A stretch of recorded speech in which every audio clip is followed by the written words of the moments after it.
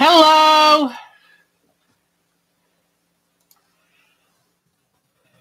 Hello, all quilters and chatters. Let me find where you are. Hold on just a second, everyone. Sorry about it. Took me so long. Today was the day of glitches, like knocking over my trash can. But anyway, let me run to the group, the Yahoo group, and let them know where I am. Okay? Be right. Don't go anywhere. Don't go anywhere. We've got lots to talk about today. So, let's see. Anyway, I couldn't get the printer to cooperate, and then I had a live stream scheduled, but I couldn't figure out how to make it start. I gotta work on that. So then I went into a live stream, and it caught me doing something weird like that, and I went, I don't want to be seen like that for the rest of my life. So I started another one. So, oi, what a mess. What a mess. Okay, let's see if I can let them know I'm finally here.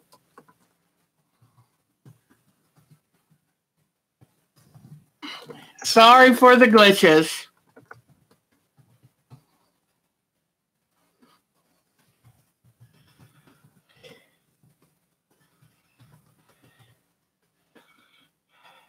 Oh, hopefully they know now. We'll see. Okay. So, it's been a busy day. Oh, hi, sweetheart. It's been a busy day. I started out, I told Mark, I'm tired of rushing at the last minute, trying to get ready for the live stream. So I worked on it last night. Then I got up early today. And Mark and I, first thing we did at 10 o'clock, I'm just still bleary-eyed.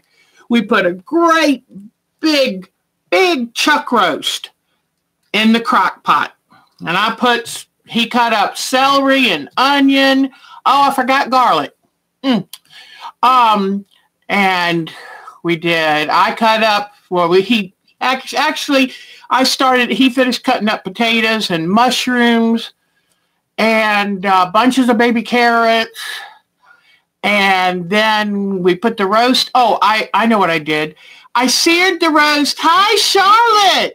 I seared the roast on each side. But do you know that they inject these meats with salt water? So it was spitting all over the place. And I had that stove so clean. I told Mark, I had a little tantrum, I'll admit. And I told Mark, I'm not washing that stove again today. So I'll deal with it another day. I am a little bit like Scarlett O'Hara, but there's certain things I'll deal with a different day. But anyway, Charlotte is my granddaughter, and she is amazing. She has a blog where she does writing. Oh my gosh, every time she puts out something new, I get notice. I go right away to read it because it's so good. It's so amazing. She writes well beyond her years. And about subjects, she lives a sweet life, but boy, she's got an imagination. Her imagination goes everywhere. So it's really amazing. But I'm glad to see her here. But anyway, and so we put in a can of cream of mushroom soup, a little bit of onions, dry onion soup seasoning, and some pepper and Worcestershire. And I wish there was smell-o-vision. This house smells so good. So when I finally finish with y'all, I don't have to do a thing for dinner except put it on my plate. And a couple minutes ago, Mark left to go on a bike ride because it's about 60 degrees today, and he's so tickled. He hadn't been on that bike in months. So he still had to put all his leathers on because in a breeze, it'll be a little bit chilly. But he's so excited. So let me get my glasses on so I can see what y'all are doing.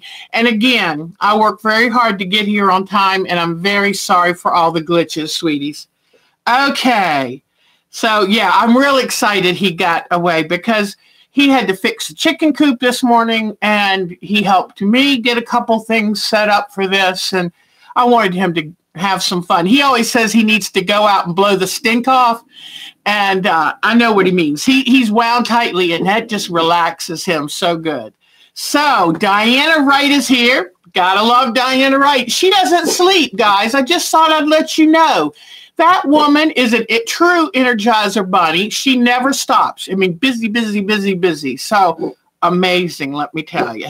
But anyway, and Vicki Lemire is here. Hi, Vicki. I enjoyed having Vicki on my live stream on Wednesday, where I did some work on the beach landscape. I felt guilty because last week I chatted so much, we didn't even touch it. So I had to come on in the middle of the week. And so Charlotte and, oh boy, I got a whole bunch more. Oh, thank you, Diana. Isn't the Sunday fun now? So thank you. I have so much fun because of y'all. So let me see. Oh, thank you, Diana, for saying it to Charlotte. I'm lucky to have her. Her and her brother, Evan. I love those children so much. They are amazing. And very different as night and day, and just both of them so much fun. So Patricia Fry from Myrtle Beach. Hi, sweetie. Patricia, were you at Myrtle Beach Quilt Party? I'm not sure. But, oh, thank you. They're very talented, both of them. They make the funniest videos. Very talented. Patty Chamberlain's here. Please tell me my Kenzie's feeling better, sweetie. So Kathleen Ziegler. Hi, sweetie. Western Washington. Oh, north of Seattle. You're getting snow? Wow. Yeah, because you're in that kind of, that unusually warm but slightly damp, kind of like England with the way the ocean flows. So that's neat. Oh, Golden's mama. You finally got on here. I am not familiar with the name Golden's mama, but we are so glad to have you. And from Houston, Texas. Oh, oh, honey, I hope you weren't damaged by that hurricane. That was something else. Let me tell you, first thing I did was got online with Red Cross because I couldn't believe the damage. She's better now, Patty. Oh, good. Will you tell my Kenzie that I think of her every week? So, let's see. This is so exciting. Also, and Leanne Brixson, La Cruces, New Mexico. Ooh, that's cool. Oh, yeah, you didn't have that, you know, the Arctic vortex or the polar vortex that went through. I hope to be able to see. Audrey! Hi, Audrey. We haven't seen you in a while. I was thinking about you the other day. And, but Leanne, we're so tickled you're here. Kathleen, so tickled that you're here. And Audrey, we missed you. And Ohio. So how much of the polar vortex did you get, Audrey? And there's Susan Smith. Hi, sweetie. I saw your name on the prearranged live stream, and I didn't know how to get to you, and I clicked on it, and it went to a whole different video. So something about baking bread, and we're not baking bread today. So hi, Susan. And I don't know where Bonnie is. I hope she's here. She might have looked and said, Deb's late. I've got things to do. But I'm hoping she'll find her way here. Oh, Polly. I love Polly. Polly is Charlotte's dog. She's a standard poodle, smart as a whip, but looks and acts just like, Charlotte. Who do I always say she reminds me of? Who is that girl singer? I forgot now. Oh, you're the one. That's right. The lion art. Okay. I tell you what, we want to see pictures of your progress, hon. So, Susan, thank you for finding your way over here. I really appreciate you. But you don't remember either. Who is the young? She's probably about 30 now. And she writes about each of the boyfriends she breaks up. Do you remember that singer? Tall, skinny. Oh, you know what? Thread painting is tough to do. I mean, it takes a lot of thread and a lot of paper. Taylor Swift, thank you. Polly, the standard poodle, I nickname her Taylor Swift. She's Taylor Swift of the dog world because she's tall, long-legged, skinny, little goofy, but I love her dearly. So that's Charlotte's dog. And Becky told me she got a little bit knotted, so Becky had to really cut her. And Polly was like almost hiding herself, feeling naked. But she's a cute white poodle with lemon ears. So, is Bonnie... Okay, whew, guys, tell Bonnie how worried we all were that she wasn't here. I was afraid that Bonnie had given up on me. And I'm sorry, but if Bonnie gives up on us, that's it. It's over. The music is over. You know what? I love it because we are becoming a good group of friends. You never forget anything. You've got a mind like a steel trap. So, yeah, I was frantic. I was at loose ends. In fact, I don't know if y'all noticed something, but do you see that owl right there on my cabinet? That owl is a card that Bonnie sent to me months ago. And I couldn't throw away that card. That's how much Bonnie means to me. And I taped it over there so that when she watches, she knows I'm always thinking about her. So, see, Bonnie? See? Michelle is here. Yay, Michelle. Man, we got the whole gang. This is wonderful. The whole gang. So, I'm tickled. Oh, thank you, Charlotte. Are you ready for this, guys? Last night, we bumped over the 800 subscribers. In fact, Mark told me yesterday, okay, public service announcement, Mark told me to tell you. He said, remind them to hit like and remind any viewers that are watching that haven't already to subscribe. So he said something like, YouTube takes me more seriously the more likes I get. I'm not sure. I don't know. I just love being here with y'all. But anyway, Mark told me to tell you, so I did. Okay, I did. So, okay. So we have a quilt behind that I didn't show you last week. We have a mosaics that I'm going to start working on today. And I want to put a shout out. Now, what is her name? You know, I don't like that I'm started doing this. Padilla. What is her? Angie Padilla. I'm still here. I'm still here. It flickers a little bit, but I'm still here. Angie Padilla. I used Angie's YouTube video to learn how to do mosaics. I'm glad I watched it. YouTube is very helpful. Yeah, like that YouTube. And because I was going to do it opposite.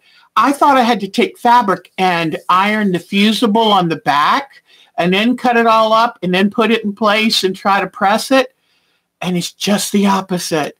So Charlotte's subscribed around 300. And I'm subscribed to Charlotte's group because she's such a great writer. Oh, thank you, Golden's mom. You helped push me over the edge. Well, in talking about that, don't forget to remind me to show you some of our prizes because we're going to have a prize blowout on our Yahoo group this week. I looked back. My very first video I posted was February 15th of last year. So this February 15th is my 1-year anniversary on YouTube, and I think we should celebrate. I mean, yay. It's so funny, guys. If you've been here a while, you might want to peek at my first video. I was very formal, very measured, trying to be professional, and trying not to let you see what a nut I am. Didn't want to scare anybody off. So thank you. 1 year. We're going to celebrate. We're going to send out some prizes. And I'm excited. Oh, Diana, I feel like you've been with us a long time. This girl's energy is amazing. So anyway, but it was funny to look back at my first video and I thought, I'm boring even myself. So you guess that went out the window. So if anybody would like to join our Yahoo group, send me an email. Send me an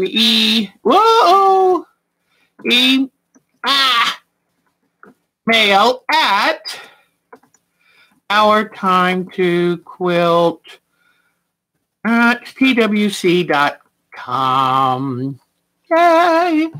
Okay, ourtimetoquilt@twc.com. So, oh gosh. So anyway, I'll show you one thing to start us out really quickly. And Bonnie survived. Hopefully has all her fingers and toes, because she was minus quite a few degrees there where she lives. At my two-finger typing.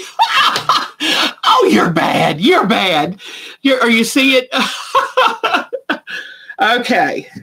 Now, remember the quilt? I took a class when you had that piece of hair you were going to cut. Yeah, I had this piece of hair that kept sticking out, and I kept trying to push it down. And I thought, where are those scissors?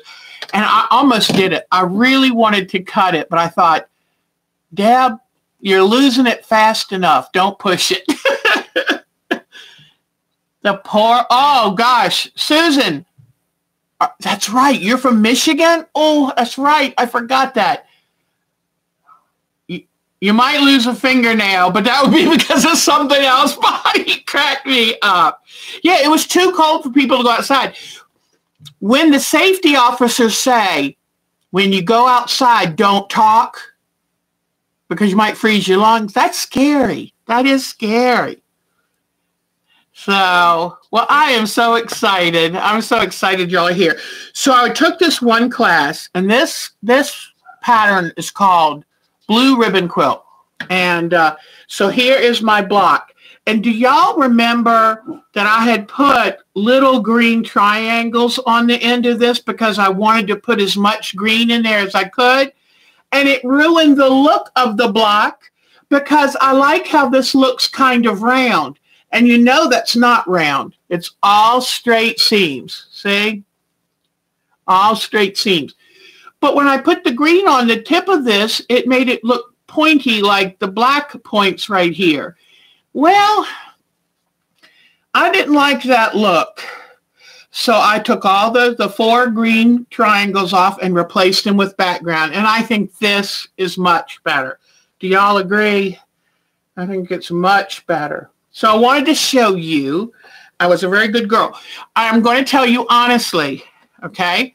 Look at my fingers in size to the triangle. Now, I do have big hands, but see how small that triangle is? That is a very hard thing to do on your machine because you have to have room for your presser foot. And I just took them out and put them back in by hand. I want to remind you, I know some of us are so attached to these sewing machines, and we don't want to do anything without our sewing machines. But there are a lot of good reasons to learn hand sewing. And those of you who already are members of the Yahoo group, I sent you a link to Jenny Byers' tips page where she has videos where she teaches you all different kinds of techniques. I highly recommend you check out her hand sewing. I was fortunate enough in 2009 at her last seminar to take her class in hand sewing. And in fact, I just saw she's offering it in Virginia. She's going to have a class, I think, in March. And it's an all-day class. It's intense because she really wants you to learn the right way. And she hand sews with a needle this big, a quilting betweens needle. I have to have just a little bit bigger, but she's right about using a small needle. That's how you get your small stitches. And she can still put about 6 stitches on that needle. I can only load about 4, and then I have to pull it through. But hand sewing for this little triangle is the best way to get it to fit. If you are doing Y seams, hand sew them, hand baste them, then do your machine. If there's any technique you find difficult, try hand sewing, not paper piecing. That's a little tough going through the paper, but I hand sewed these, and that way I was able to get them just the way I want and make sure that they fit, because just look at the back of this. Can you imagine? Well, let me get a light on it.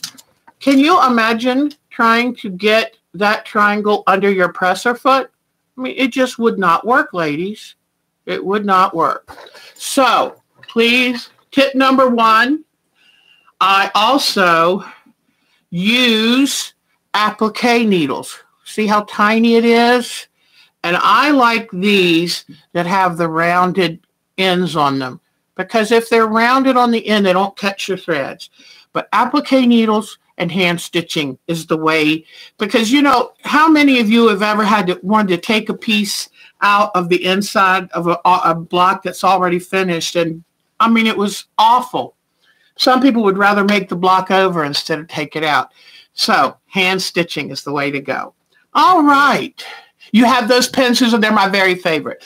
I bought the first kind, which remind you of the cheap pens that come like from the, I don't see any of them right here. That's how much I hate them. But if the ones have the you know, like, pretend this is a pen and it has like a top like this, that always catches the thread. So applique pens. Did I say needles? I apologize. Applique pens. Now, applique needles, I can tell you about applique needles. Here is an applique pen. Tiny, tiny little thing. Tiny, half an inch long. Applique needles are these.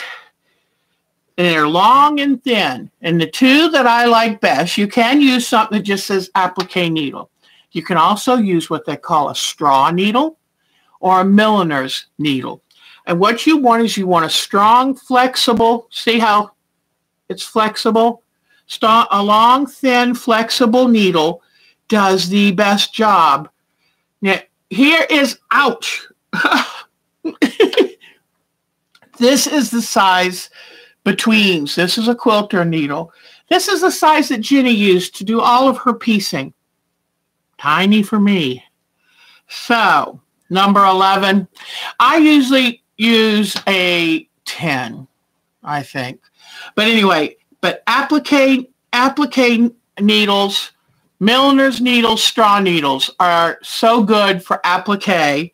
And then I use for regular sewing, for piecing, I use a shorter one than you would think, but not as short as Jenny's. I use a between. It's probably, I love the large eye betweens because my eyes aren't as good anymore. So Charlotte, if you're there, sweetie, tell us about, give us the inside scoop. Oh, yes. Charlotte does a lot of nail art right now. She's really, all the things she puts on it are amazing. Tell us the inside scoop of your sleepover, darling. Charlotte has this tight group of friends, and once a month they take turns going to each other's house. Your mom said you're awfully quiet, so I don't think you threw any wild parties or stole the vehicle and left to go out for a joyride. I mean, hey, good job. Yep, Kathleen, that's me too. It's me too. A good general. And you know, I love John James or anything that has that coating. Oh, I love the golden, what is it? I forgot. Golden Glide coating. That makes it really nice. So, okay, what is a container? Oh, a container of applique pens. Oh, and let me tell you, while we're talking about it, I know I've told people on here before. Oh, poo. Now I don't have one down here with me. I have some upstairs. They have this new pen they're advertising. It's been new the last year. And it has a purple ball on the end. And they're called Easy Grab needles. I bought some of those right away because I do have arthritis. You know, I've got the knobby. And in fact, you want to see something sad. Look at this poor, whoop, you probably can't see. See that knob right there on that little finger? That knob is giving me a fit right now. They always hurt until they kind of calcify over. But I have arthritis. And so I bought some of these easy grab needles. The things might as well have been a railroad spike. Where are they? What I use them for now, I was hoping I had one down here, but I don't see them. What I use them for now is to hang something on a wall. They go through the drywall and paneling pretty good. But they were just too spiky, too thick and heavy, and it was hard to get them in. So you got like 5.5 hours sleep and gossiped about kids at school. Yeah, did they go to the fabric store? No, Charlotte would have gone to the knitting store. I started that child hand sewing at 4, put her on my long arm frame at 5. She's a knitter. Just, you know, blew me right off. No thanks, Nana. That's just way too boring. So anyway, you got the point about hand sew anything that's tricky for you, at least until you're more comfortable with it. She did bail on me. I mean, she's like, out of here. My mom and my aunt are way cooler than Nana, and they knit, so I'm knitting too. So, oh, Charlotte, want to see what I bought for your mama? Hold on, I'm coming back. I'm coming back. Okay. If your mama's nearby, you can tell her, hey, look at this, mama. Gosh, my roast smells good. It's making me hungry. Bonnie, you'll have to tell us what you're doing for dinner today. I was telling them that I was so proud of myself. Mark and I got up and put a great big old chuck roast in the crock pot. So, Charlotte, that's what I bought for your mama. And you can see it's a good 2-inch button. Yeah, it's 2 inches. And it was made by a woman who's an amazing, I looked up her site, amazing ceramic artist. And she lives in my old neighborhood when I was here. But you know how your mom likes to make shawls and sweaters? I thought she might like this. $10. So I only bought her one. That's all I could do. Sorry. But one's better than nothing. And I know sometimes she just likes to put just one decorative button on a shirt or a shawl. So that's for your mama as soon as I see y'all again. Then I bought something for Aunt Katie because you know Aunt Katie, it is a gorgeous button. She does a special glazing technique. And what she does, she makes art pottery. But she said that she goes to a few shows a year because she takes her scraps of clay and turns them into, because I guess once you have all these little scraps, you don't want to put them back together to make a vase or something. But, so you ready? This is what I got Aunt Katie, because you know how she raises sheep? I just thought that was the cutest thing. I wish you could see the finish. It's a really neat finish. And this one is a pin. So that's from Aunt Katie. And this one was $12. Let me tell you, you pay for artists. For one thing, kilns are expensive to run. And isn't that nice? Isn't that nice? Oh, that's right. You are allergic to wool. I remember that now. So the artist is C.J. Tomchik, Tomchik. And I don't know if any of you noticed, but I put the whole list of vendors that I know of on our Yahoo group. So there's a file that got posted. So anyway, I've got to mail this one, Charlotte. I'm going to mail that to Aunt Katie, and then I'll give your mama hers. But I wanted to get y'all, well, not you, Charlotte, I'm sorry. But I'm going to Pineapple Fabrics. Maybe I'll have something for you. So I know there's something I'm going to get for one special member of this group. But anyway, So,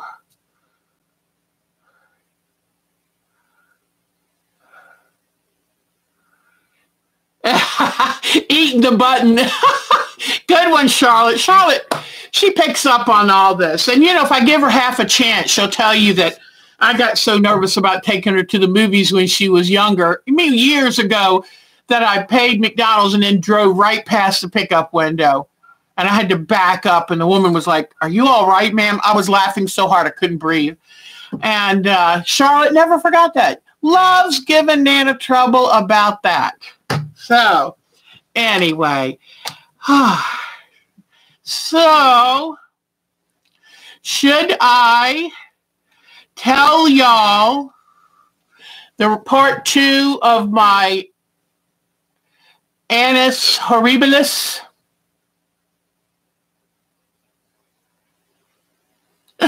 I love Charlotte being here. I love it, love it. I'm going to miss it in the summer when she's so busy doing other things. That is one heck of a list of vendors, isn't it? And I figured everybody will just keep adding until, how wonderful. It's like having that many stores right in your own home because you just get online. Some of them, they don't really do online sales, but that was only a couple. Most of them do. So Charlotte, last week I told them the first half of a story about meeting Grandpa. And you were there, but you were still in utero, so you don't really remember it. But you were there. Oh, Bonnie had to order from... Was it this morning's fabric that came out on the Daily Find? And if it was, tell me which colorway you got. Because, I'm a blue girl. But this morning's colorway, the pink caught my eye. Mm-hmm.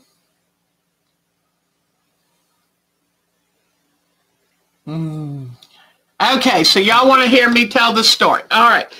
Now, last week, I was just in a mood. I don't feel the same humor that I feel today, so it might be a little more boring. I'm sorry. But you know how you have to kind of be in that, And Mark was like, "You're telling the whole world these stories?" I'm like, "Yeah, that's what I do."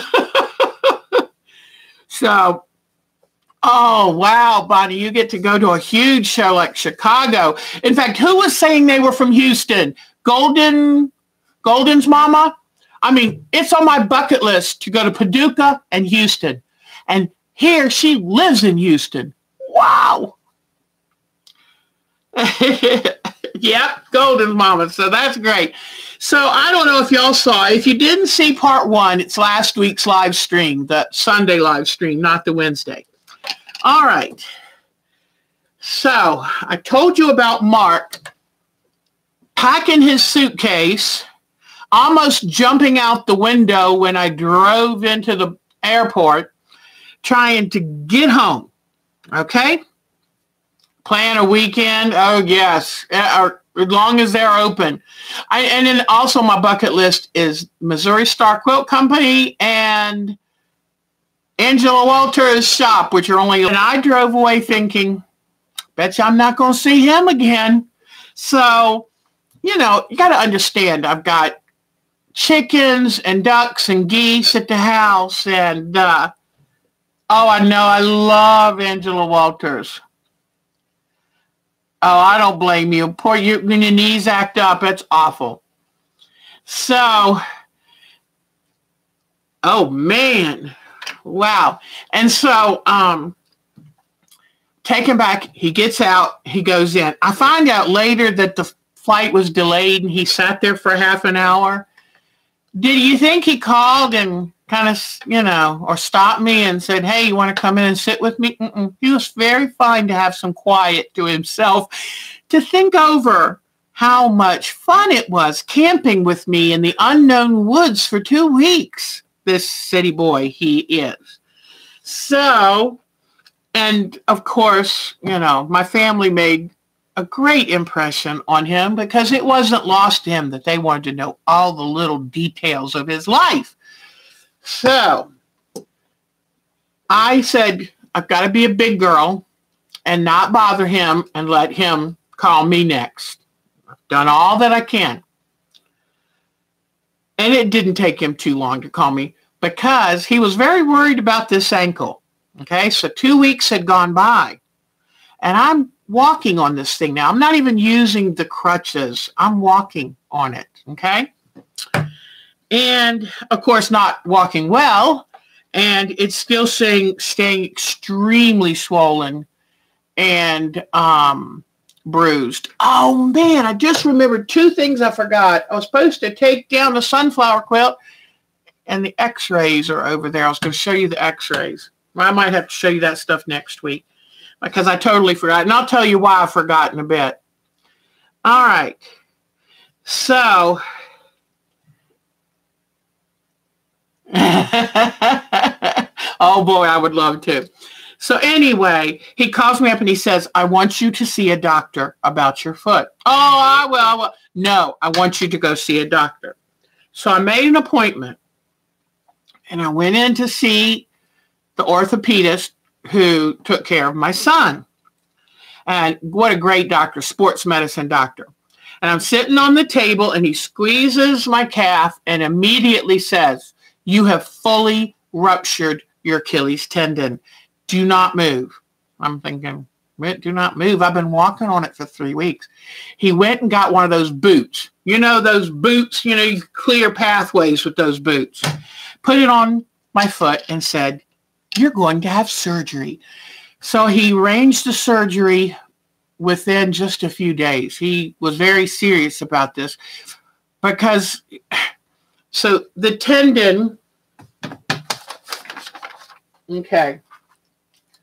Boy, I wish I knew for sure exactly. They're over in that cabinet. But your foot comes down like this, okay? So here's your foot. Whoops. No, let me try the marker. So, you got your foot that comes down. This is a cute foot.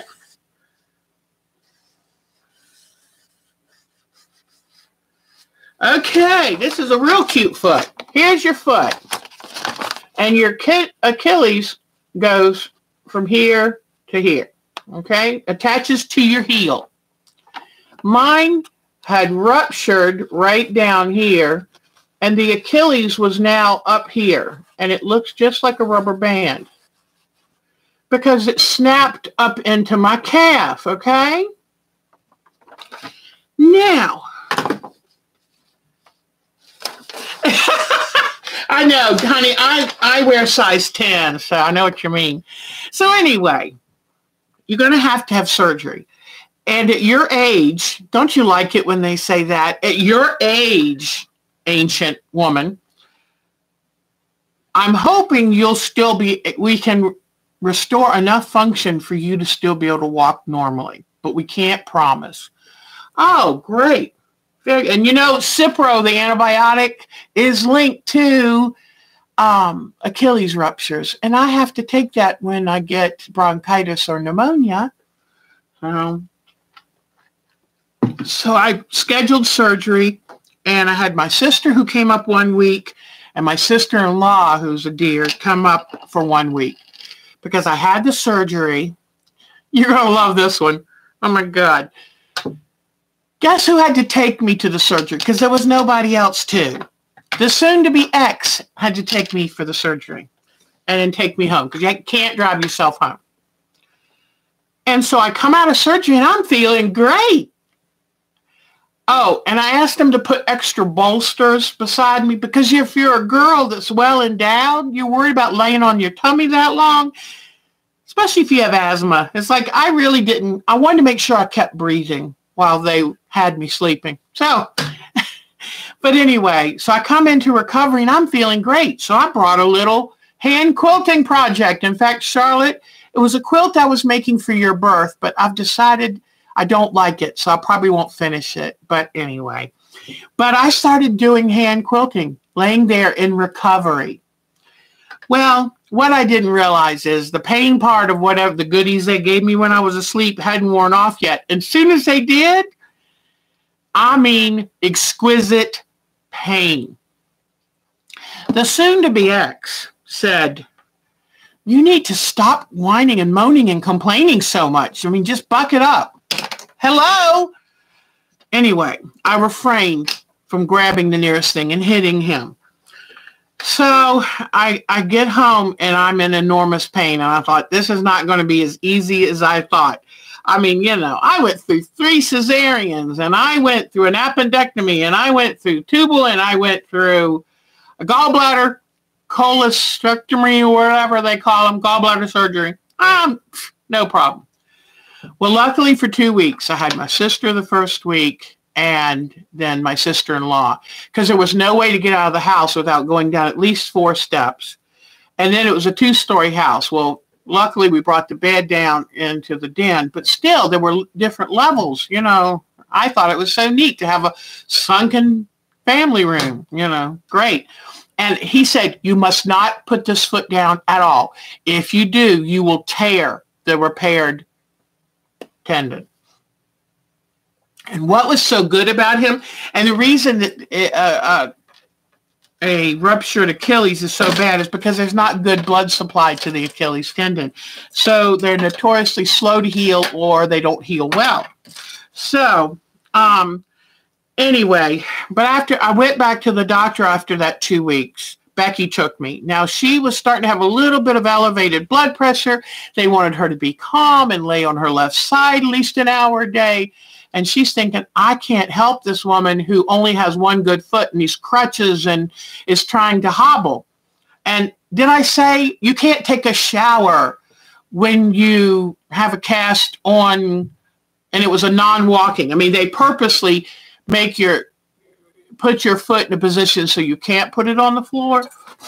So I was having to do the little tub or sink baths. I just love sink baths. I mean, it's like spitting on yourself and telling yourself it's a shower. It doesn't work. So I go back to the doctor and they said, oh, you didn't know you have to have another surgery in a couple weeks. And I didn't know. And I got all upset. So we're sitting there thinking, and we're driving home. And I'm like, Becky, I don't know what I'm going to do. I can't keep taking care of myself. I can't prepare any meals. I can't. Well, now you've got these little cute little scooter things you can put your knee on and go around. But they didn't have that back then. More and more people are carrying these Achilles. So I said, I could go out and stay with Mark because he's back at work. He can't take off. I said, you know, I don't know how he feels about having an incapacitated woman staying with him. She said, well, call him and tell him, Mark, I have 2 choices. I can come out to you until I have to have my next surgery and stay with you, or I can ask the soon-to-be ex to come stay at home and take care of me. But then we have to restart the clock on that separation before you can get the divorce. Well, we didn't even get that fully out before Mark said, what time's the plane landing? So I flew out to Texas, and I get there, and I'm all excited. I'm going to go see my boyfriend. And he's got this little silver convertible, and he's living in Dallas, you know, thinks he's all that. And they push me in. They have to, I'm having to be monitored every step along the flight because I'm in a wheelchair. And they push me out, and soon to be grandma in a wheelchair with his foot in the cast sticking out and the crutches, holding on to the crutches. I think he wanted to pretend that he didn't know me and kind of sneak out of the airport. And I'm trying to remember what the steward said to me when he helped me to get from there out. And it was something like, is she your mother? I don't know. I mean, it was really rude. So I get into the car and I'm realizing he's not really pictured. Oh, she can't do a thing. I mean, she's helpless. And so we get to his place, and there's stairs to get in. So I have to sit on my butt and push myself up each stair. That's the only way to get in and out of his place. So he had this thing where he had two couches pushed together. It was like an island, and that's where I spent my life. And so he would get ready to go to work, and he would leave me something to drink and a cooler of ice and water and something to eat for breakfast and lunch and things to read and things to handwork to quilt and all this. And my big excitement was watching the garbage truck come by and empty the dumpster. Yeah, and it was fun. I got excited about it. He even took and spread sunflower seeds out where I could see them from the window so I could watch the birds eat. So he had never done that before, and I thought it was sweet. But the one really sweet thing I want to tell you about is, so here I haven't, it's been over a month, 5 or going on 6 weeks, and I haven't showered. And I had been telling him how much it bothered me. He went out and bought me a shower seat. He got a handheld shower for his bathroom. And he helped me wrap plastic around my cast and tape me all up and helped me get into the shower seat. And I took my first shower. He gave me my privacy and went out while, I had to kind of sit in there and, get undressed and get all ready. And I sat there for a moment and I just cried. It was the best feeling to be able to actually wash my hair with a shower head and take a shower. So that was really, really nice. And so that was wonderful. And I appreciated that. And then he would take me, I would have to go back down the stairs on my rear, and he would take me driving around the city. And I felt like this little country mouse. And he took me driving downtown, and Dallas lights up everything. Those people don't understand about, conservation, And so everything's lit up, and I'm like, oh my gosh, I was amazed.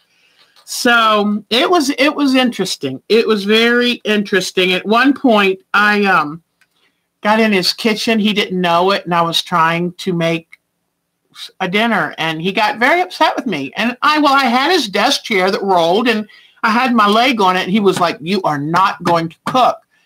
Well, I thought, that's what I'm good at. I was a mom. That's all I know what to do. I don't know how to be a girlfriend. And he said, "If you cook again, I'm not going to eat it because you are not, no, let me feed you."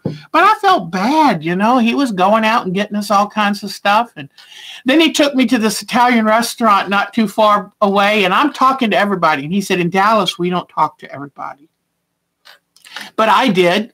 I met the nicest guy in Walmart, and Pablo, and I mean, people were just so nice everywhere I went. I was the little country girl. I was talking to everybody, and he's thinking, oh my gosh, But what's funny is I made friends. And when I kept going back to that Italian restaurant, he took me there a couple times over the couple months, and that I was back and forth. And I became friends with them. And they were like, "Oh, good. You got a boot. You're actually able to hobble with a boot," So anyway, but I got a good chance to see that we were very different people and had led very different lives. And this was going to be interesting. And I looked around. We went out with a real estate agent, and I looked at houses out there and, thought, well, could I come out here to live? But, every time I'd go back, well, then Charlotte was born October 5th, I think. And I flew back out and had my second surgery. The one thing that this orthopedist doctor did so good was he took and screwed a wire in my heel bone and then ran the wire up through that Achilles tendon muscle and out the back of my leg. And that way I had that wire helping support that muscle in place. And that really helped because I ended up healing about a month faster than I would have if he hadn't done that procedure. So it did require 2 surgeries, but it was so much better. But I ruptured this middle of July. I could not walk normally till the end of January. So that was a long time. And I had this pair of capri pants that were a rainbow plaid. He said I looked like a Barnum and Bailey circus in those. Okay. I thought they looked great. You know, it's like new and, oh, well, going up the stairs one at a time, I ended up ripping those puppies. And he made sure that they disappeared, that I didn't repair them and try to wear them again. But, okay, let's see. Yes, I thought, you know, I'm a friendly kind of gal, so, but anyway. But I got to tell you, one day we got into this real big fight. And I run away when I get in a fight. So I take my crutches and I'm hobbling, and then I sit on the stairs and I go bump, bump, bump down all these stairs. And I, on these crutches, went on the grass and hid around this other building. And I was mad. Now, where are you, just like I did at the lake, where are you going to run away to? How are you going to do this? But I was mad.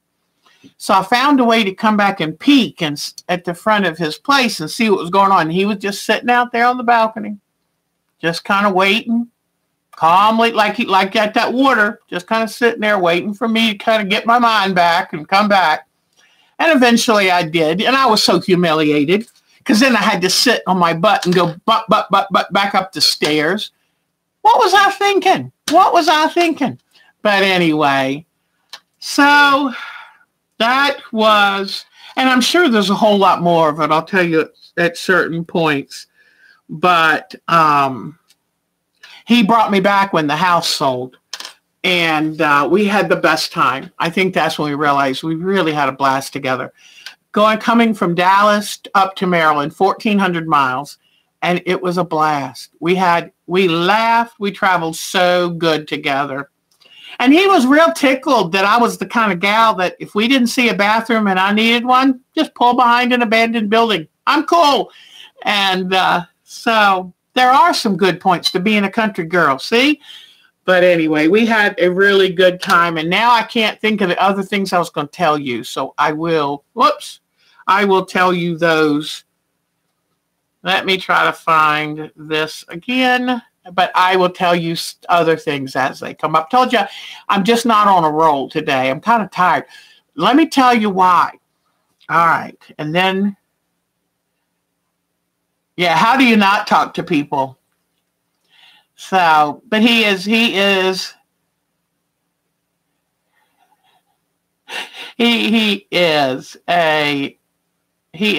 good one. So, but anyway, yeah, Dallas is not a place that gave me the warm fuzzies, you know.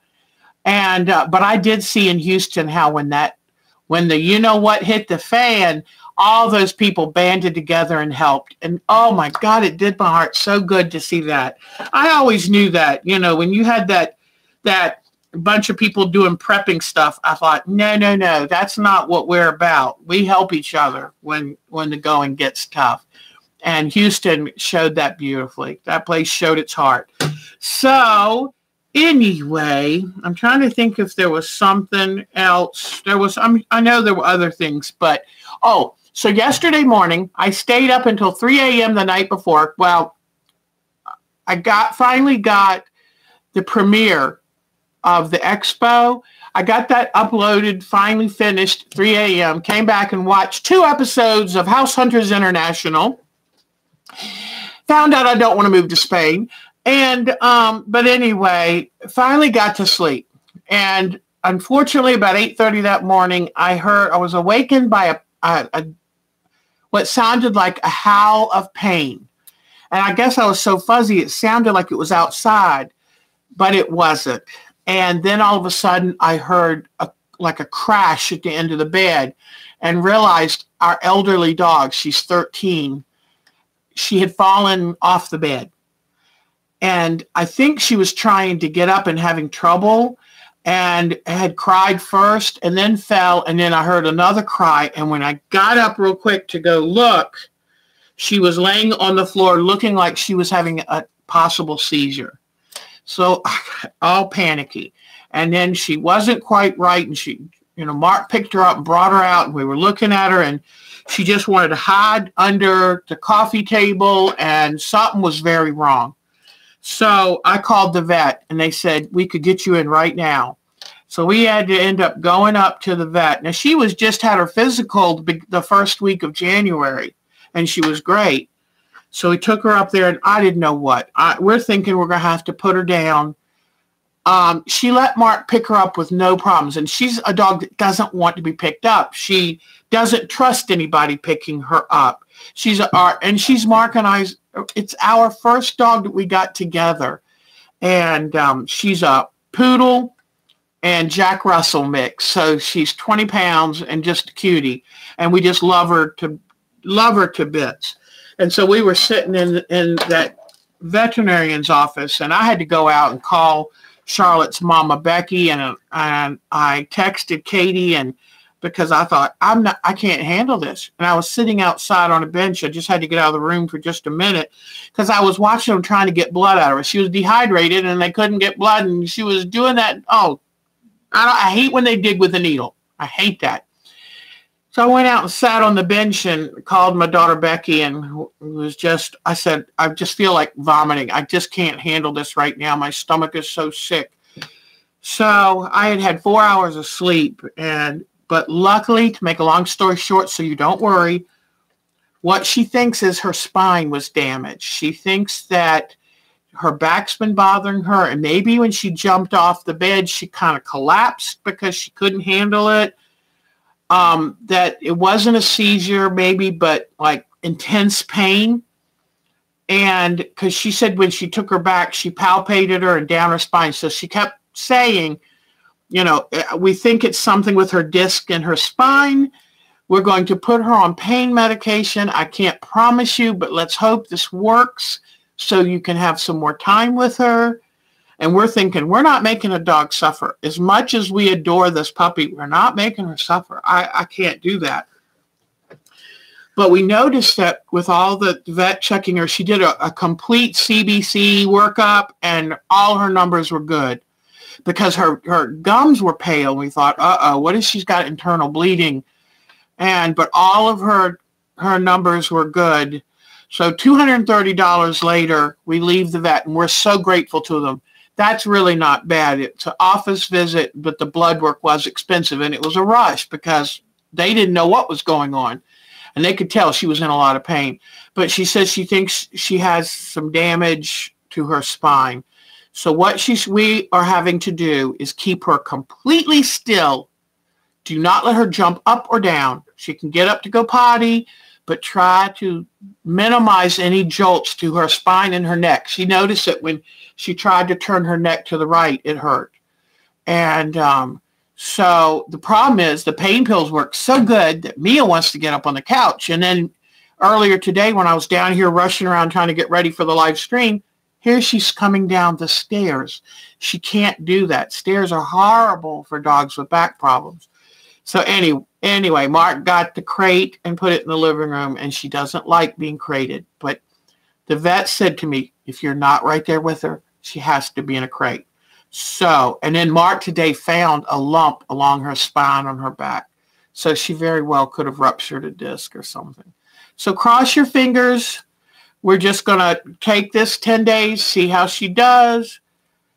Have the vet check her again. She was supposed to have a dental Tuesday, but right now the doctor said everything stops until we can see how her spine does.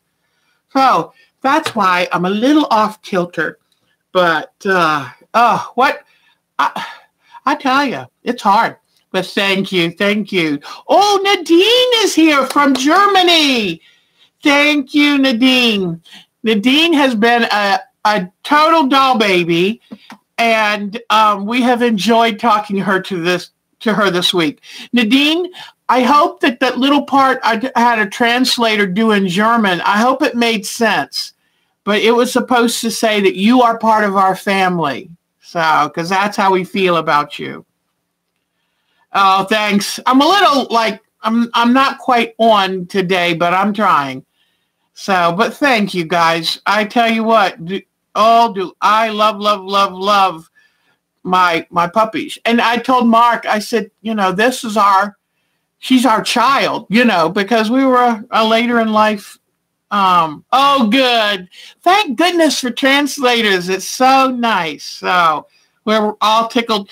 I even had a woman who must be a Muslim that wrote a comment on one of the things. So I said, welcome, come on in. I love it. You know, the more the merrier, the richer the soup, the more we can learn from each other and share. I love this. That's the thing I've always loved about being an American. I was raised in Virginia Beach, which has a lot of visitors from all over. And I used to bring people home. They were from Iran or they were from Canada. It was like, great, come on. And so I love it. I think it's fun. So we're very happy to have you.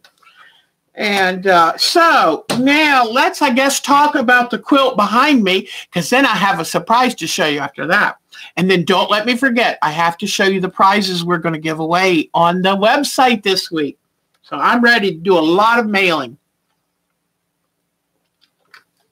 Okay, this is a quilt that I did 10 years ago, I bet. And it was a block of the month at my local shop that you got to see at the expo tour, Sewingly Yours. And they did this block of the month. And it was all different kinds of stars. And it was an early attempt at quilting. So I'm not going to claim too much of the quilting, but hey, I did it. That's what counts. But anyway, this quilt, I love all the different golds and russets. I love the navy blue. It's a deep, dark navy blue. And this is going to go to a dear friend. When I was doing Greyhound Rescue, they were two of my early volunteers. And when I was going through the separation and then the divorce, they were very dear to me. So this is going to Janice and Art.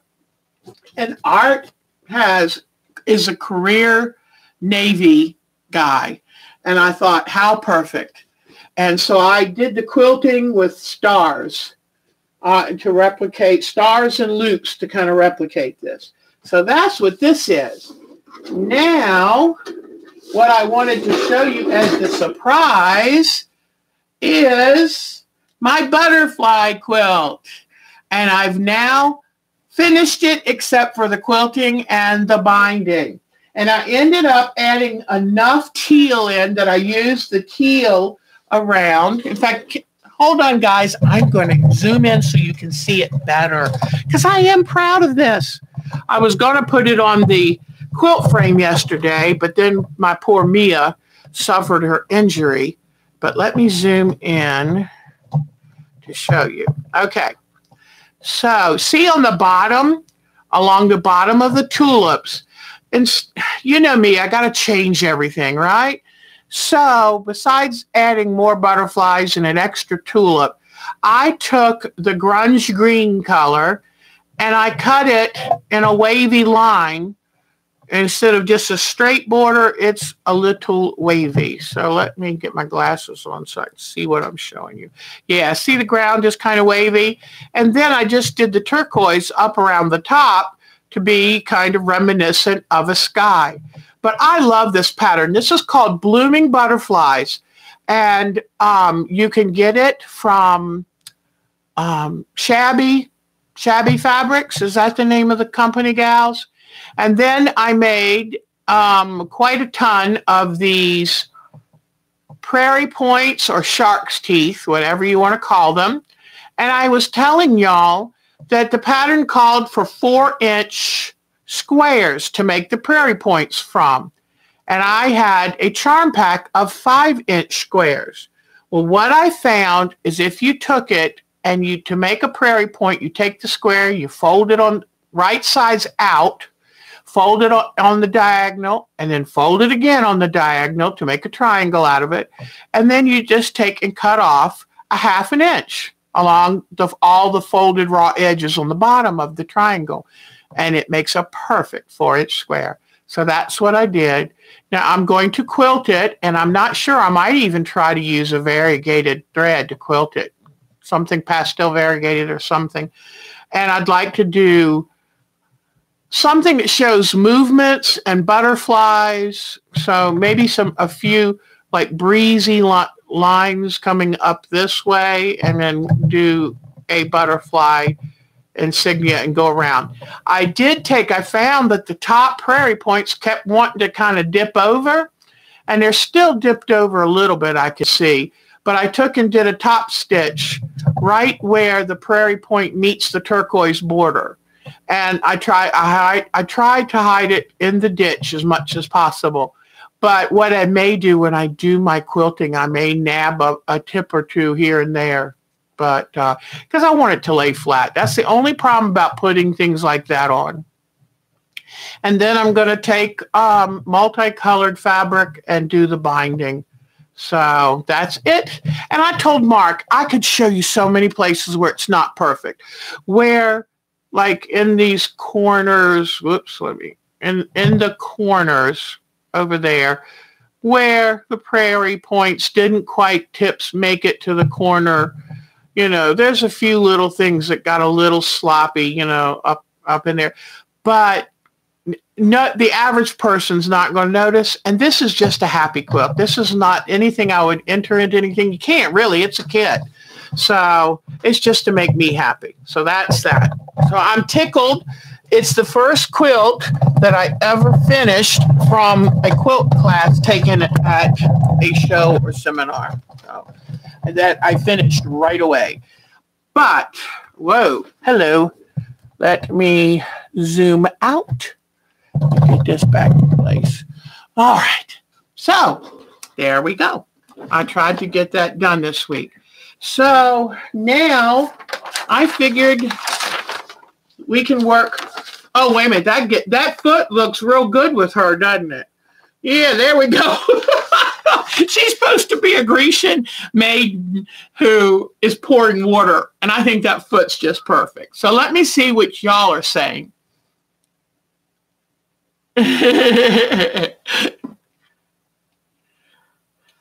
So, and any questions y'all have to, if anybody on here, sometimes it gets hard for me to talk and show you things and have people ask questions.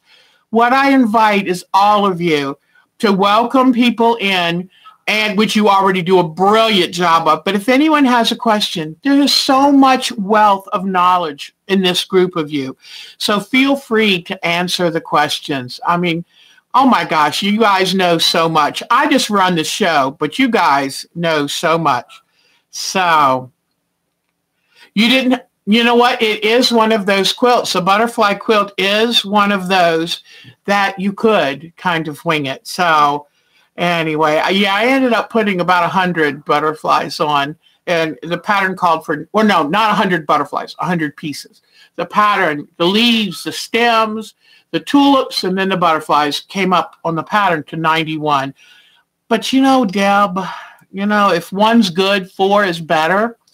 Nadine, I like lots. If something's pretty, Nadine, I like a lot of it. So, anyway, all right.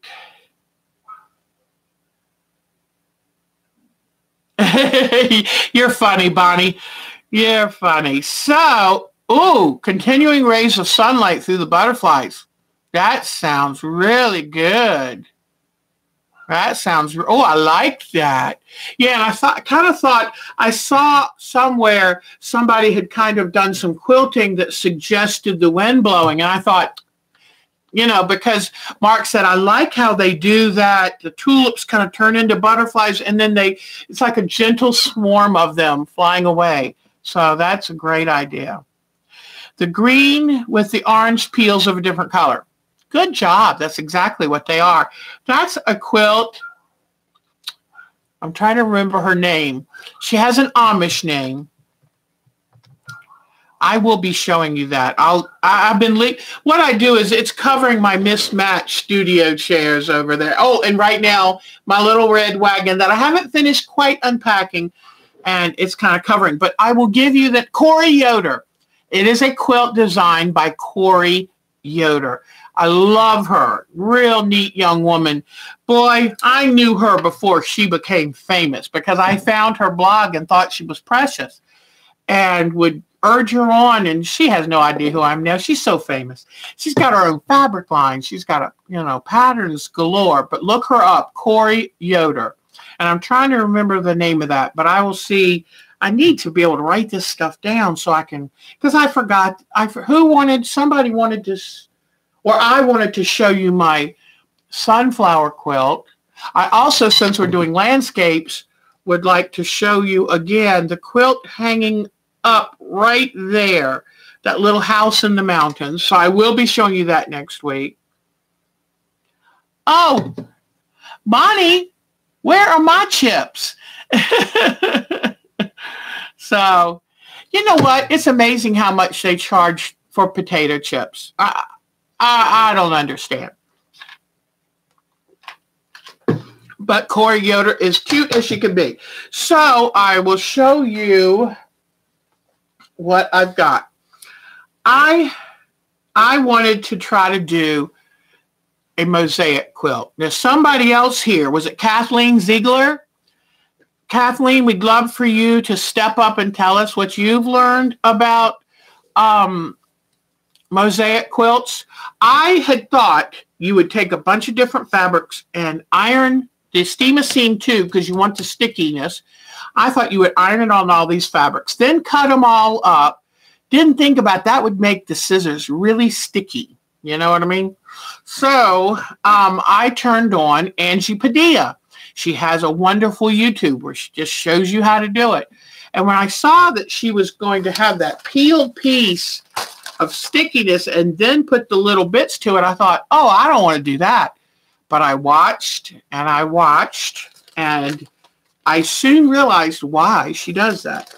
And then when she filmed it, she had like a gecko, did a gecko on what looks like tiling. And oh my gosh, it was the cutest thing in the world.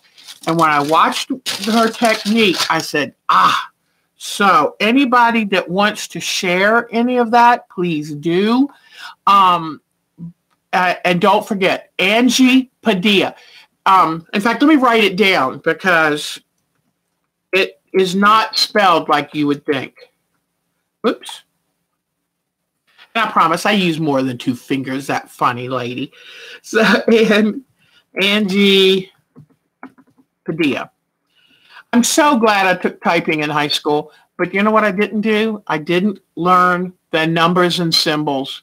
I just kind of faked that part of the class. So when my kids were going to take it, I said, do me a favor, please. Learn your numbers and symbols. Okay? Top row, learn them. No, not a one of them. They didn't listen to my good advice from years of every time I try to do a number, I'm looking and symbols. Give me a break. And I bet you who knows her numbers and symbols. It would have to be Bonnie because she types 95 words a minute, girlfriend.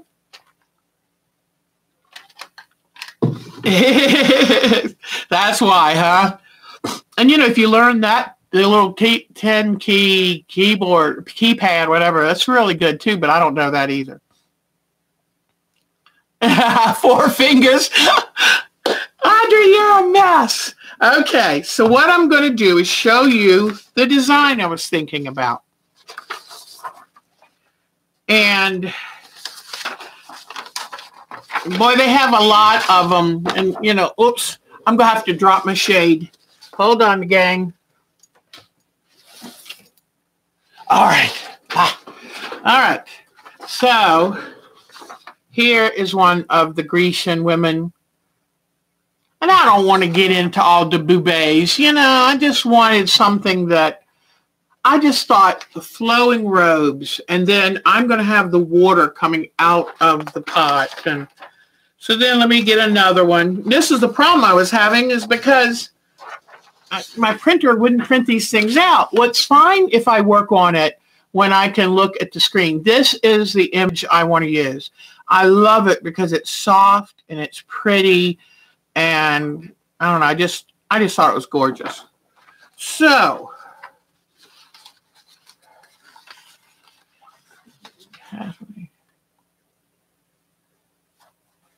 Oh, and Kathleen, yeah, you know what? Who was that just answered that too? Thank you. I love you girls and yeah, I love y'all's willingness to go out and help people and welcome them. I do feel like that we are an online group. It's funny because I had my own group in person for 9 years. And what did I do? I've kind of created it all over again, but online. But this is nice because not everybody has the time. You know, if meetings are at nighttime, I don't like going out at night. If some meetings are at daytime, then, hold on, guys. My battery is running low. Don't want to lose this. I'd be in big trouble. Didn't know. It really helps if you plug it in, okay? Let me get this plugged in before I lose it. Okay. Okay. Whoops. There we go. Whew. Could y'all see the battery is running low sign on the computer? Boy, that'll put fear in you. Diana Wright, I took a Greg typing class from your mom. Oh, wow. That's cool. Okay, now I got Audrey where she wrote down, let me see. Okay. So, yeah, and if you send me, our group is invitation only because I don't know if y'all noticed, but last week we had an intruder into our live stream. And his name started with ice. And it was a nasty comment. And when if you said everything out, it was nasty. And I went and deleted him out of the final video that they put together of the live stream. So it's the first time we've had somebody do that.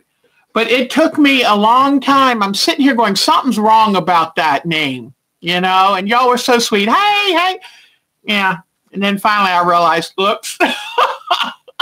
So anyway, what can you do? But I got to do one more thing. My camera is now unplugged. And you should see this poor room. I've got plugs and I've got cords going everywhere. Speaking of all that, I can give you a nice hint. And that is the best way to keep your cords straight, because if you're like me, we've got cords everywhere. Oh, there goes the computer. Okay. There. Better. All right. I had the keyboard sitting up on this. See, I use only the finest supplies, most professional. Yes, I'm a real video professional. But anyway, I was going to tell you the best thing to keep track of your cords and what they are. Let me see. I had it in my pocket. I'm not sure if it's in my pocket anymore. But have you ever, I don't have it in my pocket, is, the little plastic, sometimes they come on bread, and they're little plastic flat about this shape with a little, indentation in them. They're perfect. You take a marker and you write on it, iron, machine, whatever, and just pop it onto the cord, and then you know what plug is what cord is what. Bread clips, yes. And they're the kind of plastic flat ones that are about 1/2 inch by 1 inch. And they're perfect. So, and just use a Sharpie. Use a Sharpie and write on there what it's for. So I had been carrying it around for a couple days in my pocket. Now it's not there. But anyway, I wanted to show you one that I actually do. So now that we've had all that fun, yes, write on them what toilet rolls and stuff. Oh, Mariella, she's so full of Mexican food she can hardly breathe. Man, I love that. Oh, last night Mark and I had a quesadilla. Oh, baby. So I love it. I love it. Okay, now let me see. You missed last week. Susan Smith, you'll have to go and look at last week's live stream because I was on. You know how sometimes you're just on? And oh my God, I told the best part of the story, which is the first part. But anyway. Yes, Diane 57, exactly. When I read that name out loud, I went, oh, great. Okay. Yeah. Anyway. But I try to, if I see something like that, I find odd name, I'll try to see, because I have the ability to click on each comment and delete it. And I will try to do that for us. If any of you see something that you know, then feel free to, if you'd allow you to delete it. I'm not sure if it just allows me. If I put my mouse pointer by any comment, 3 little dots pop up. And if I click on the dots that says report, remove, put user in timeout, hide user on this channel, and add moderator. Oh, who wants to be moderator? I could add a moderator. So any particular person think they might just want to moderate? Let me know. That's great. I love it. Oh, you did see the YouTube gecko. I'm sorry you've been at the hospital a couple times. Diane 57. She's a great moderator. Okay, let me click on her so that, let me see. That's great because you know what? We're all so nice and we're so accepting. And Diane, you are moderator for this right now. And you don't have to be every week. I can choose different people. But what a great idea. Thank you. Thank you, Audrey. See, you can't go away for a few weeks or a month. We need you here, Audrey. We need you. So, okay. I will definitely remember, Audrey. And you know what? I don't care what time y'all come or go. I understand you have a busy life. I'm honored for any time that you can share with us. So, I'll show you what I'm working on. Whoops. I'll show you what I'm doing for this mosaic right now. And like I said, oh, thank you, Audrey. We love having you here. But if you've got better things to do, I totally understand. Life can't stop every day for quilting and us. But all right, ready? Let's see. All right. So what I did, let me get this. And I'm using... In fact, this is what she used, and I happen to have some, but I'm using Steamosine 2. Now, I think she used light Steamosine 2, but anyway, this is what I had. And it comes in sheet form, okay?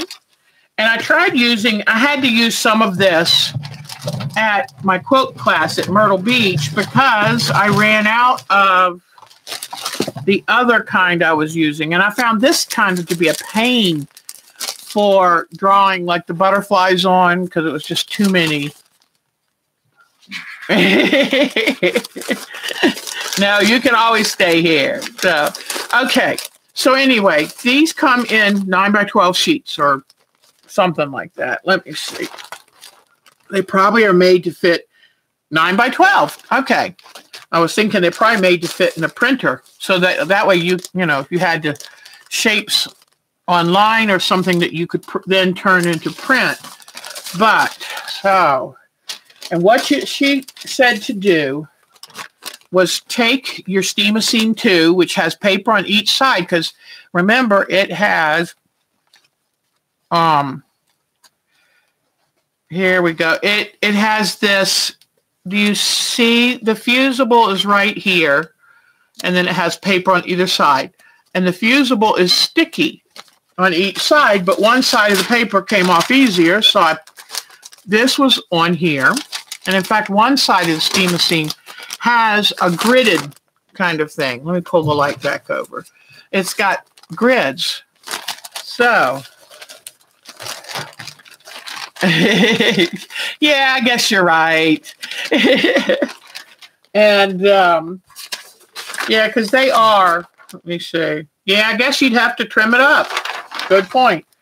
So anyway, so I've got some muslin that I ironed a fusible interfacing, because what I'm worried about is when I go to iron stuff on and, and quilt it, will the fabric bunch up on me? And so now that I've prepared and it's pressed and starched, I move this over to the side.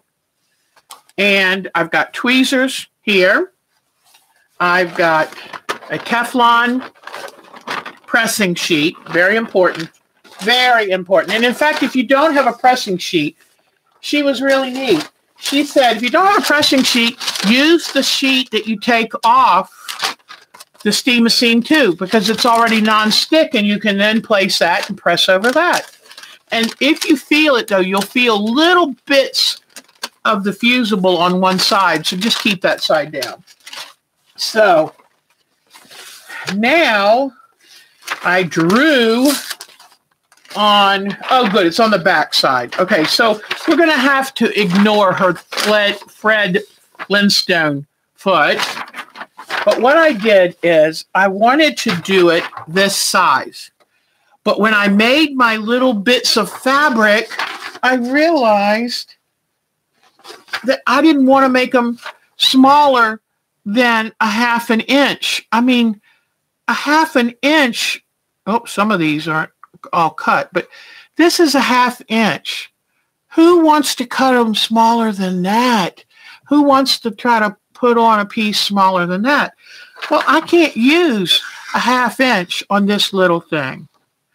Not on something this complicated. If I did a bigger, more simple design. Now, normal people use simple designs when they're learning something. But we all know I'm not normal. And I even took this and on my Adobe Photoshop thing, I pixelated it. Because I thought, wow, you could pixelate this to the size of your mosaics. And wouldn't that be easy? Then you can kind of just know where to put things. So see how it's pixelated? But then I said, oh my God, those pixelations are 1/16 of an inch squares. I'm not cutting fabric at 1/16. So, and then here's one, but the boobies were getting too much attention there.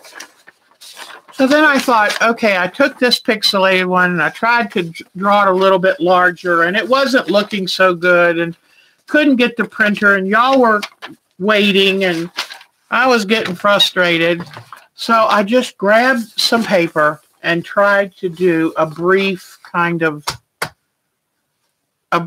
thing here to give me an idea of what I'm going to put where. And what she then wants you to do is let me get my blue tape, ladies. Hopefully I've got some. Well, there we are. Blue tape is wonderful. I know it's expensive, but it comes off easier than masking. So what she said was to take this. Now, she put it on a foam core board so she could use little tacks. But what's happening? Uh-oh, it's buffering. Pooh, it shouldn't be doing that. Oh, no. I hope something's not wrong with my internet.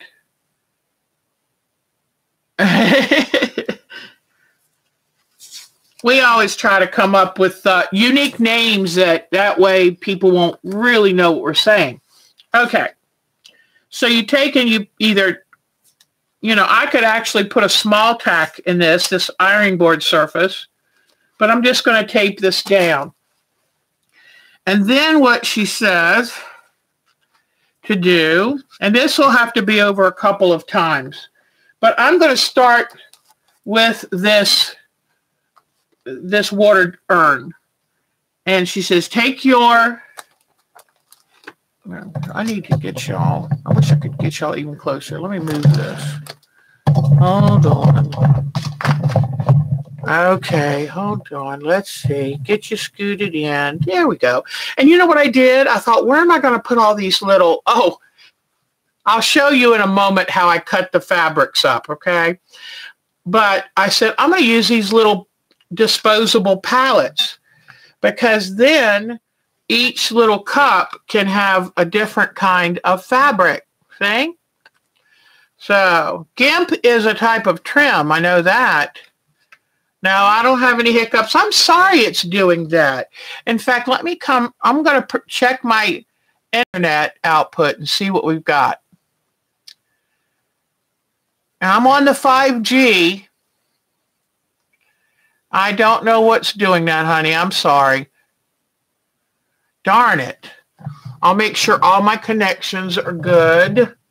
I don't know what's going on. Okay. So,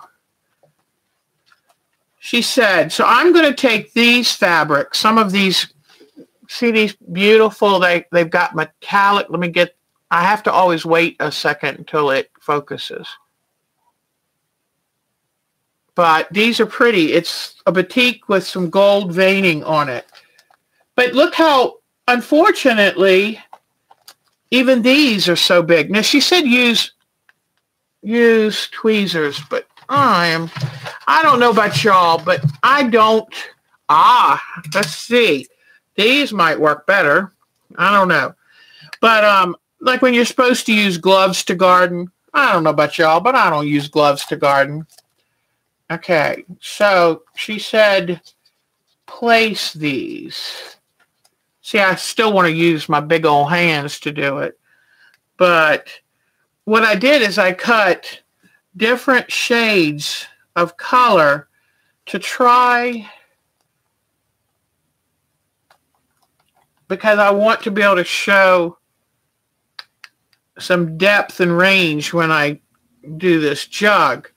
So this is the jug I'm doing right now. And you've got to leave space. One thing I'm not doing is leaving enough space. You've got to leave your grout line for the mosaics. And I got really lucky. Some years ago, before my marriage ended, my old one, I got a chance to go to Italy with him on a business trip. And, oh my gosh, went to Pompeii. And I'm sitting there on a brick wall in Pompeii.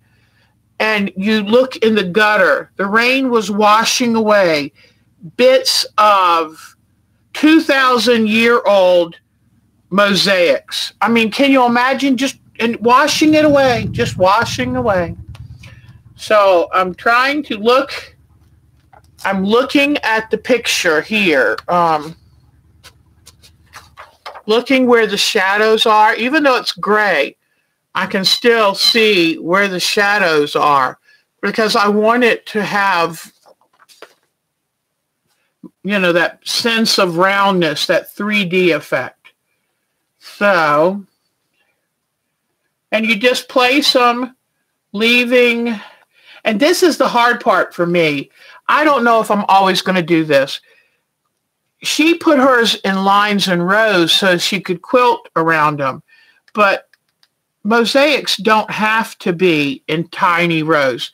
The real mosaic artist would sometimes use different sizes of these squares, and you know, if you needed them in a swirl, they put them in a swirl.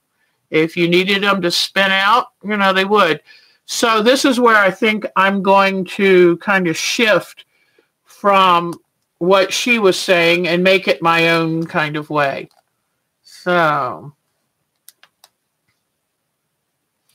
and like right here, it went over the jug line. So then I love these little snips. They're perfect for this, but just take it and trim it down. And I don't think I'm going to use tweezers. I know that she doesn't want you to keep putting your hands on the sticky because she doesn't want you to ruin any of the sticky. But I have to use my fingers. I'm sorry. Just like if I'm gardening, I have to use my fingers. So I'll put this one in here. But I thought this vein, the metallic vein, might be pretty on that jug. And I don't know. Maybe I'll end up not liking this. I'll just have to see. But, and see, I put some smaller pieces, some larger pieces, so that you can kind of fit it in. Then she said, once she puts all these fabrics on, you've got all these raw edges. What she does is then put tulle. It's hard for, some of these words are hard to pronounce, but she puts tulle over it, and then that way it the edges can't fray. She quilts over the tulle. So I went online and found a fabric place where I can get a 40-yard bolt of tulle for $14. And it's like 54 by 40 yards. And I thought, $14, heck yeah, that's wonderful. So now I'm going to add in a little bit more shadowing in here. So I've got it, like I said before, I wanted to do this. I don't really know how. I'm going to have to be learning. And I didn't know if it's something y'all wanted to try with me. I think like a lot of things, there's no real right or wrong. Just jump in and do it. So let me put a couple more on here, and then I'll show you. I'll put the camera over it and show you so you can see what we're doing. But I'm trying to use some, whoops, wrong thing. Trying to use some shading so that we can make the jug, the water jug, look like it really is moving and shaped. But, whoops, this is too small. I need a longer one. So I'll come in here. So I'll put some dark. I made sure to get some from the dark fabric and some from the light part of the fabric. And instead of doing her as a statue, I want her to be a living woman. So I chose my fabrics that way. All right, so I think, okay. All right, so let me show you what I've got. So there, whoops, not there, there. This is going to be her jug.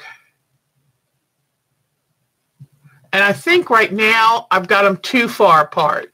So I'll put them, but the nice thing about Steam Machine 2 is you can adjust it. Let me go back closer, whoops, closer. But anyway, so then, and the whole reason I wanted to do this is, where are my other, here we go.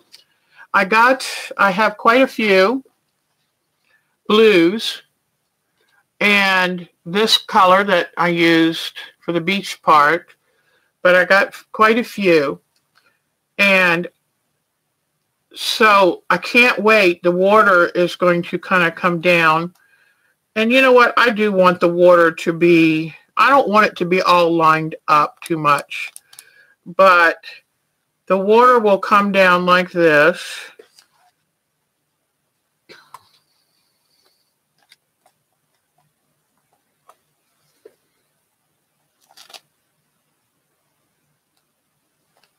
But I got a bunch of colors to do the water being poured. And then I'm going to have her feet down here. Whoops. I'm going to have her feet down here, and then like a little bit of a showing of a pond or something. So, and then I got some really pretty, some Jenny Beyer fabric for her gown. And it's also got the metallic. And I just thought, doesn't that look like what a Greek goddess would wear?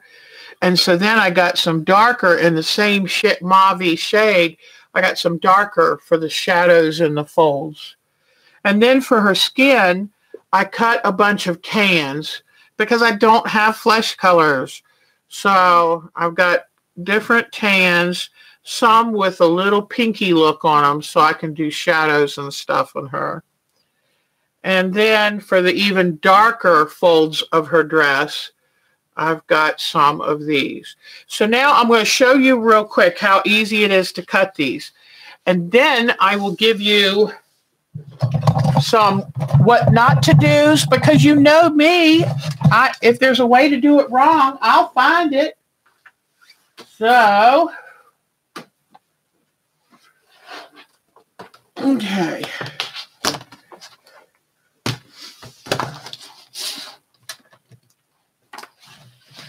All right. So, let me grab a scrap of fabric. I'm going to use this nice dark green so you can see it. All right.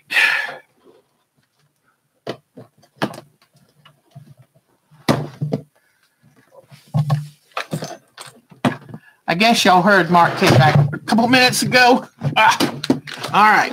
Here we go. Get all this stuff out of my way. Let me head back this way. Okay. So now you can see my cutting mat, and I'm going to take this nice dark green. This is so easy. The first thing I'm going to get you to do is to tear a hunk off, okay?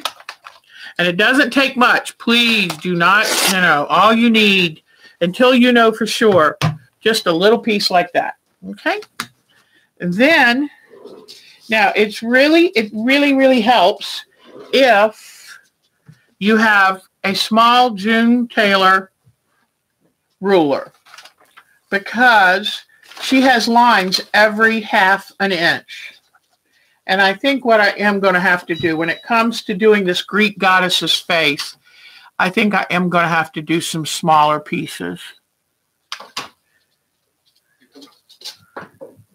All right. Did Mark just sneak in? No, we couldn't see him anyway. Okay. So, oh, and Bonnie, have you told us what you're having for dinner? Bonnie is so good at giving us dinner ideas. I told him I put in a good old-fashioned chuck roast and the slow cooker and the crock pot, and so that way. So I'm placing this fabric right here and up near the top of the ruler. Let me see. Can I get that down just a touch? Let me bet you I can make these feet go down just a touch. All right. All right. So see how we have this green fabric here? And then I put it near the top place of, near the top little bit of this ruler. And what I do, and the reason it makes it easier for me to do this, is because I see the long slots, the longest slots are the 1/2 inch. The short ones are 1/4 of an inch, because this has 1/2 inch and 1/4 of an inch. So I just come in here, clean up this edge, and then I go to every long strip, every long thing, and I cut them at a 1/2 inch, and 1 inch, and a 1/2 inch, and 2 inches, and a 1/2 inch, and 3. But you see what I'm doing. So, and then you end up here at 4. All right. Now this would be where it would be really nice if I had my little turning ruler. A cutting mat. I have a spinning cutting mat that I've had for years and hardly ever use. This would have come in handy, because now what I've got to do is pick these puppies up. And I didn't even bring my best rotary cutter up here. So I'll have to pull these apart a little bit later, but I don't want to take that time and bore you. So I put this here. Oops, here. Then I bring this back on it the opposite way. Okay. So I'll be cutting right angles now. So I line it up so I can easily see these, because that way I just do every long run. And plus, I put this right by my sewing machine, and I'm not at a good place to cut. But you just go on and go 1/2, 3, 1/2, 4, 1/2, 5, 1/2. Whoops, nope, not that. 1/2, 6 1/2. All right. Now, not all these are going to come apart good because we saw already. But now you take them and you fluff them. It's that easy to make your little mosaics. That simple. So then I get my little... Now, she used, oh, I love what she used. She had like a square rectangular bead case. And so she would put each separate color in its own little bead case and its own little bead square. But I don't have one of those, so I figured this will work. I do see that thing. I just saw the camera doing that stutter. The one thing you do not want to do, because you know that this is important as what you should do. I thought I was running behind trying to get fabric cut for y'all. Let me put this out of the way. Because I can tell you, I don't have to show you. Okay, so I was trying to hurry up and get the fabric cut because I knew y'all were going to be here. And I thought I stacked up 4 different colors at one time and said, now I'll cut them in 1/2-inch squares. Not a good thing. Unless you want to sit there and separate each little 1/2-inch square. Cut one color fabric at a time. Cut as many layers of that fabric as you think your cutter can cut smooth and easily. So, that's really all I have today for the mosaic. And, oh, and you know how I told you I've never really cut myself with the cutter, only my fingernail? Today, I thought I would just do a quick little strip without putting the ruler there, and it stopped at my fingernail, right on the front of my fingernail. So I realized that by using rulers and shape cutter rulers, that's how I haven't cut myself. Not because I'm just so coordinated. So anyway, it scared me, boy. When I felt it hit my finger, I thought, oh my gosh, but I got lucky. It was my fingernail. So I guess that's why we have them, huh? Digging holes, planting plants, and not cutting ourselves. You're having a wild rice soup, 3-ingredient sloppy joes. I love it. Later on, she'll make nachos supreme. So I'm going to now, I hope y'all won't mind. I'm too tired to work on the beach landscape right now. So we'll do that next week. Unless I get so motivated, I do a middle of the week. Maybe I'll just keep the beach landscape separate. Fried chicken dinner to die for. Now that sounds good. Yeah, I remember this show that showed outtakes, and this guy was trying to say something country kitchen, fried chicken, something country kitchen. It was hilarious. But anyway.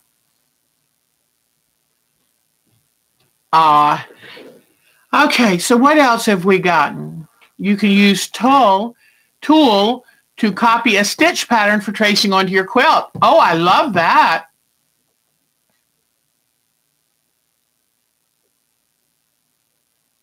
Would you first draw it like with a permanent marker on the tool, then when the marker is all dry, of course, then lay the tool on the fabric and use an air erasable pen or chalk pencil? Is that how you would do it?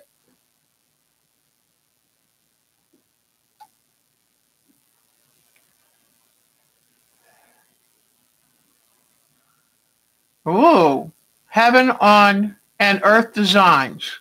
Good. Oh, good point. I'm reading Kathleen Ziegler's saying, don't use white tulle over black mountains. Smart. I noticed they had different shades.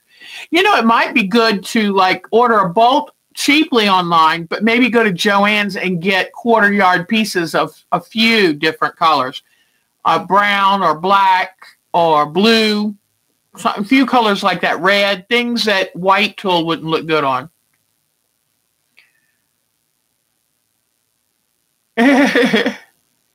You like the word buzz, Nadine? Buzz, I forget what you call those words. It's a word that sounds like the sound a bee would make, buzz. And there's a name for that kind of thing. That's neat. A cross-stitch pattern, Bonnie, for the big dahlia panel. Man, did y'all see that dahlia panel on the expo? On the expo video? It was huge. I mean, 4 feet by 6 feet or 5 feet by 5 feet. It was huge.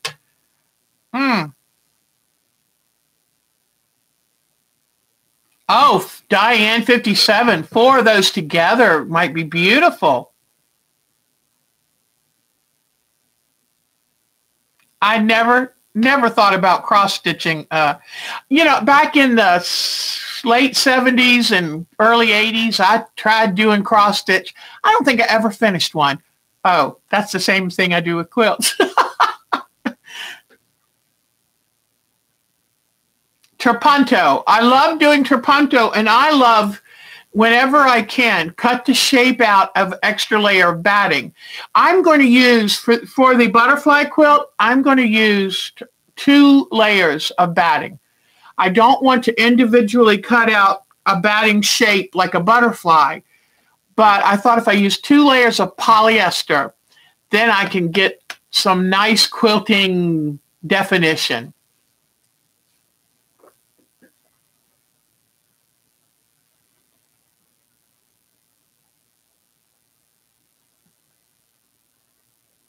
I love it. Great job, Diana, for describing how you can use the tool. You know what else I do? Has anybody else used the press and seal? Because you can take the press and seal and use a permanent marker to do the design, and then you press it. It's supposed to be a little bit sticky on a quilt, and you're supposed to be able to put it on your quilt and then quilt right over top. So I've got a box of it. I haven't tried it.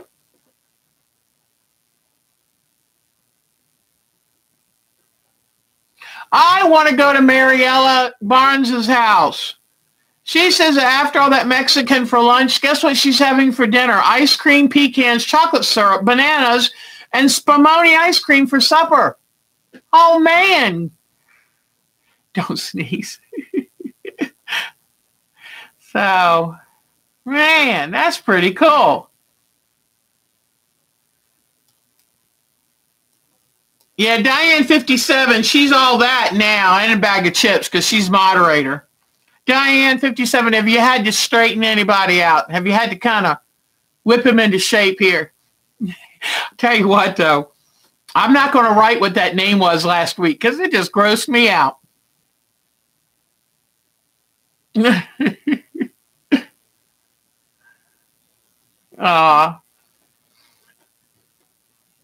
I tell you what, I told Mark, can you give me a Coke? I ate a peanut butter and jelly sandwich and a banana at 1:30.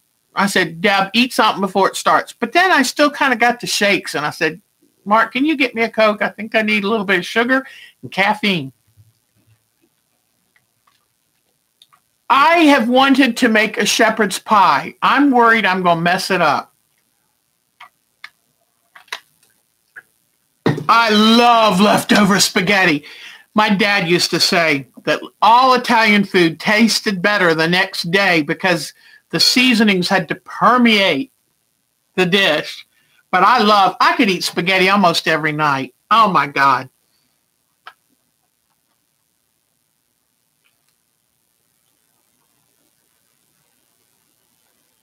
Oh, I wonder. I don't know. I've tried to get Charlotte on a few things, and it's kind of hit and miss. Now, Charlotte and Evan, I give them each a machine and fabric and let them go make whatever you want. And they usually make purses and pouches and, stuff to put Legos and stuff in. So anyway, I think I'm not at the bottom yet. Let me check and see. Right. But tonight, Bonnie, you'd be so proud of Mark and I. We put a roast in 10 o'clock this morning because it was like thick. And But I forgot garlic, so I got to tell him, you know. Well, y'all are great. Oh, hold on just a second. Hold on. Let me get these prizes. Let me move this out of the way. And here we go. So this week on our Yahoo site, do we have prizes? Oops, now I need you back. There we go. Okay, do we have prizes or do we have prizes? Here, I mean, look at this stuff. Look at this.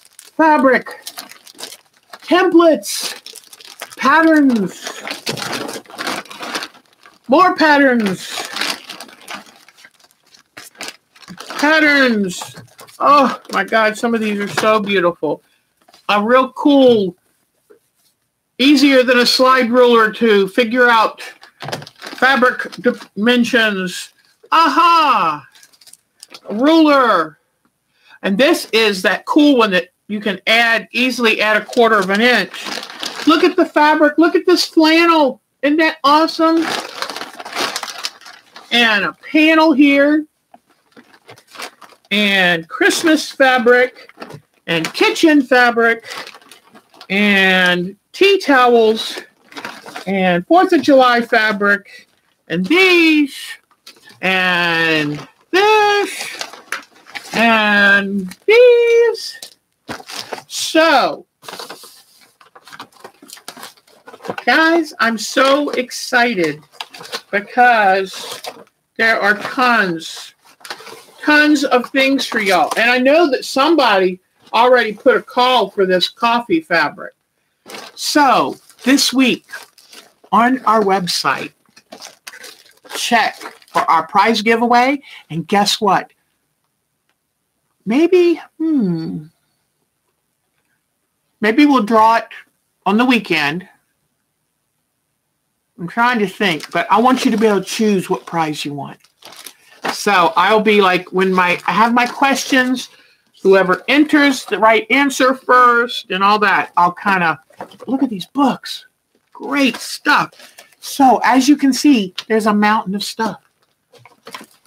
And in my excitement, I put it on top of the little palette trays, and all my tiny little mosaics went whoosh.